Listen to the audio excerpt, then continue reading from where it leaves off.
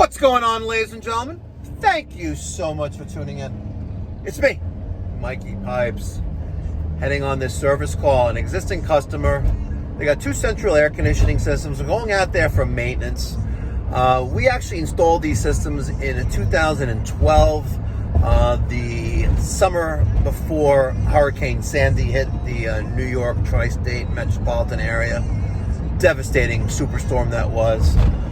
Since then, this unfortunate homeowner, they've had to replace the evaporator coil in both systems over the last 12 years. Fortunately, we've been doing maintenance on them and just adding refrigerant as needed. You know, basically gassing and going. She had called 2 weeks ago, scheduled for last Friday. She had to reschedule to this Friday, and here we are now Friday. So we're going to go out there, run maintenance. I'm going to show you step by step how I perform outdoor maintenance on those outdoor units, and then we'll test refrigerant levels and see what's going on. Let's get going!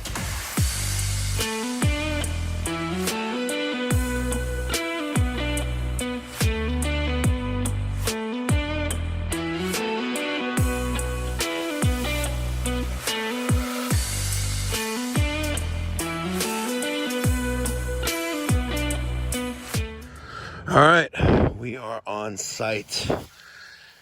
A lot has changed at this property since I last been here. They added a generator. We're doing maintenance on these 2 Rude Ream 3-ton R410A condensing units. I got my new Calgon New Bright. I got my refrigeration technology Viper gun, foam gun. I got a hose. Before I went to the truck and got that, I checked that hose faucet off of that irrigation system is functional. That means the sprinkler is on. I don't have to go hunting around for outside hose faucets that are functional. I pulled both disconnects and I removed all the screws from the top condenser fan motor assembly and the electrical access panel covers. I'm going to show you how we do this step by step. That way you can do it too if you're a homeowner. Save some money. If you're an HVAC professional, technician in the field, this is how I do it. Let me know how you do it in the comment section down below. So I'm working on that first condensing unit. We have an ECM motor right there, and that's evident by the single capacitor that's right there, not a dual. And also you're going to notice that you have 24 volts, right, going to the motor, the condenser fan motor, from the contactor 24 volt coil. Now, keep in mind with these ECM motors, you want to make sure that before you start working on them, that a few minutes has passed after power has been disconnected for the internal capacitors and circuitry to self-discharge. Okay, pretty simple. We have a group of wires right here going to our condenser fan motor. We have 240 volts and we have 24 volts. So first thing I'm going to remove carefully one of those, and being careful not to make sure that it doesn't ground out. So my 24 volts is now disconnected. We're going to remove our ground and our L1 and L2.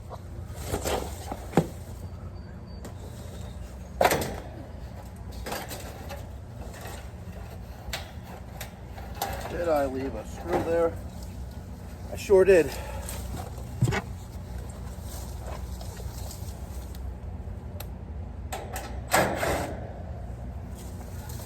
Make sure you save all the screws, don't lose any of the screws.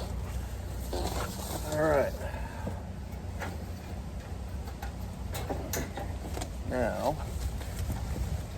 I can't win right now, can I? I'm gonna put this off to the side.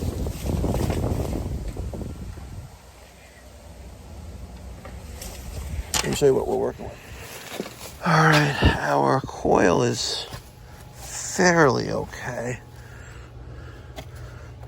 This side though, this side is pretty bad. It also gives us an opportunity to clean out the bottom. I'm gonna grab some gloves, take a look at the capacitor. It's a 45.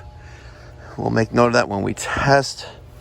I'm gonna do the same thing with the other condensing unit, remove the top, and that way I can clean out the insides of both and then chemically treat and clean both condensing coils at the same time, saving time and money. My condenser fan assemblies for both units were off to the side. That's for that one. That's for that one.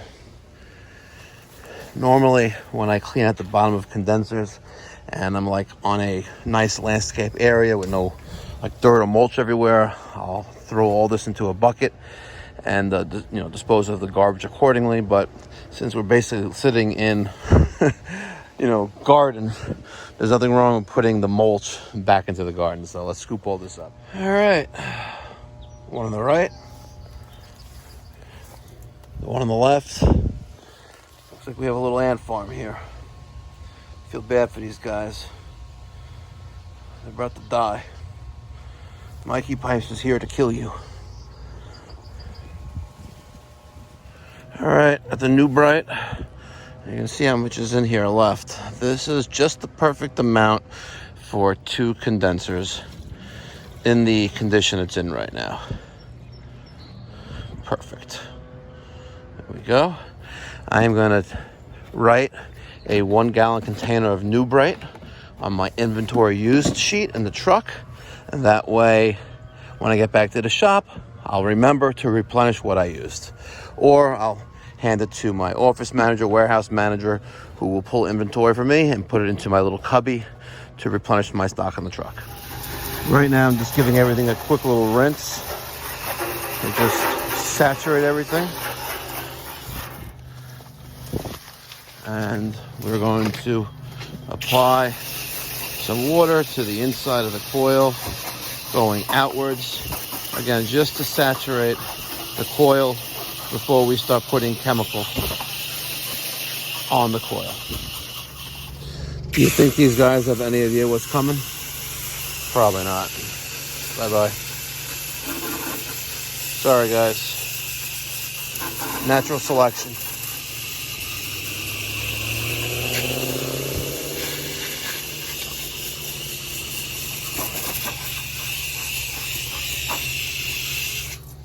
All right, time to treat with chemical. I like the refrigeration technologies foam gun better than the new Cal gun.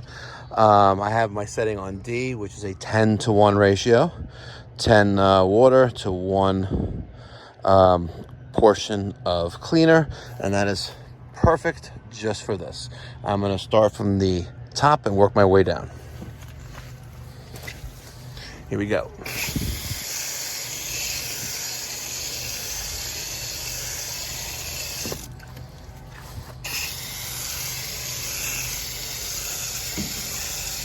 So on and so forth.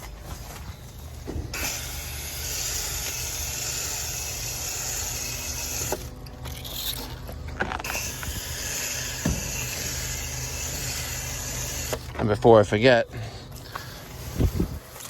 let's get a little bit of cleaner right on the top of this unit and the other unit. We're going to make sure that we thoroughly rinse the area so the chemical does not kill the customer's grass. All right, I've applied all the chemical to both condensing units. I'm now going to rinse this out. And what works for me is I like to fill this up, rinse out the container several times. All right, and then I will put my water back into the container and then run it through until it's empty. And that duration of time, which is about 5 to 6 minutes, is enough time for the coil cleaner to clean the units, and also will allow me to use my foam gun for the next service call, because if you don't rinse this out, you're going to kill the foam gun and you'll be paying $100 to buy yourself a new one. All right, so there she is. I'm going to let this thing empty out. It gives us a time to check our contactor coil rating, resistance, and also check the microfarad capacity of our capacitor. I'm going to discharge the capacitor first. You can touch them together like that. Okay. Now let's pull off both wires. One. There's the other. And let's check the capacitance in microfarads. Voltmeter set to read microfarads. Let's hook it up. That's 1. That's 2. And we have 46.1 on our 45 single capacitor, so it tests good. Okay, let's test the coil resistance. I got an alligator clip on one side of the 24 volt coil. The other side I'm getting 21. A little higher than normal, but I'll take that as a pass. All right, so I thoroughly rinsed for a good 10 minutes both units. There's the inside of the unit on the right. Here's the inside of the unit on the left. I tested my single capacitor, which is 45, and I was getting 38, so I replaced it. I did leave the capacitor in place, only because I didn't want anything to get into the electrical compartment from in here, which really makes no sense, but I'm just thinking of an excuse for not removing it. Because my new replacement capacitor, even though it's a dual capacitor, will still work, but the diameter, the width of my capacitor was larger than the factory OEM one. It is what it is. I originally was going to put it up here, and as you can see, I did drill 2 screw holes there for it. But then I realized that my purple wire going to my compressor wasn't long enough. But main reason, I'm thinking vibration, and the capacitor slowly slid down. It may hit the terminals on top and causing an electrical short. We didn't want that, so I figured right there in the bottom is good. And I wrote the date on the side with a Sharpie. Let's reassemble and fire up. All right, I got my first unit operational. We have some weird, like an electrical grinding sound in the background coming from that scroll compressor. Let's take our multimeter to read amperage, and let's see what kind of voltage we're working with. Sorry, amperage we're working with there. I'm just going to check incoming, 6.4, and come on, baby, head on there. Don't fail me now there, buddy. Can't do it one-handedly, I'm sorry. Nothing out of the ordinary here. I wonder how our compression is. Let's go get our refrigeration gauges by Testo and see what's going on. All right, I got my adjustable crescent wrench, formerly known as Kev. High and low hooked up.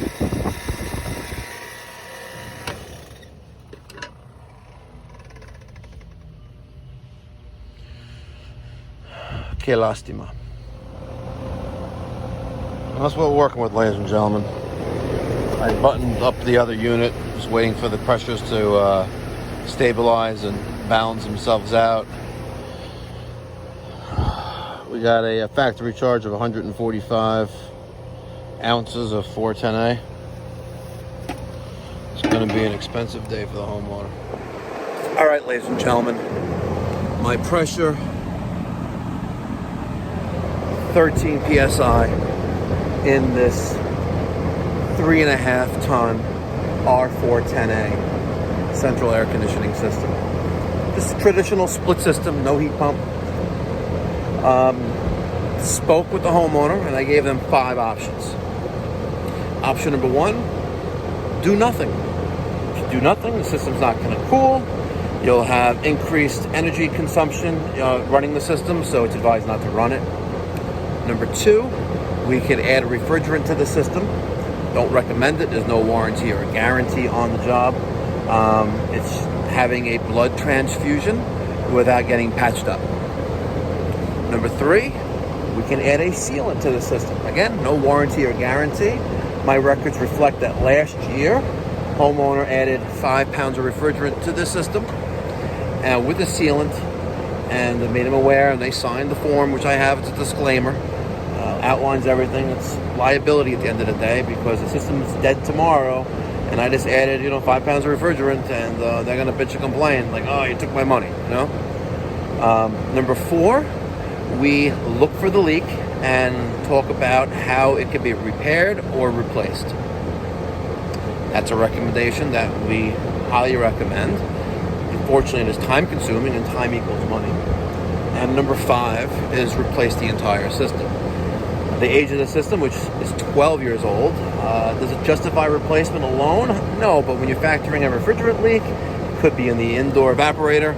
Now, mind you, last year, 2 years ago, 2021, this first floor system right here we replaced the evaporator coil on it because it had a leak, and it's one of the reasons why we stopped putting in ream systems in the 2010, 2012 years. And ladies and gentlemen, the customer decided to. If you guessed add refrigerant, you are correct. My scale is zeroed out. I'm going to purge the air from the hoses.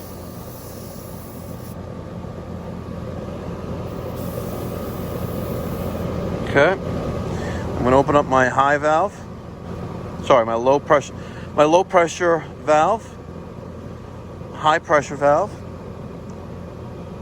Open up my charging valve, and I am going to dump 10 pounds of refrigerant into this bad boy right now. No, I'm actually going to dump 8 pounds. Now, I did tell them with the compressor noise that we've got going on, the grinding sound, it is in their best interest to really consider replacing the outdoor unit at a minimum. It'll come with a factory charge. Still gonna have to add a little bit more refrigerant, but you're gonna have to replace this compressor at one point, and the system is 12 years old.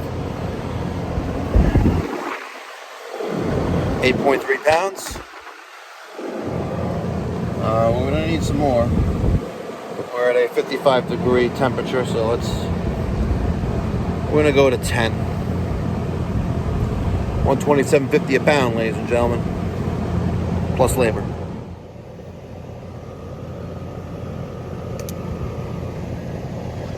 Could turn that thermostat back on.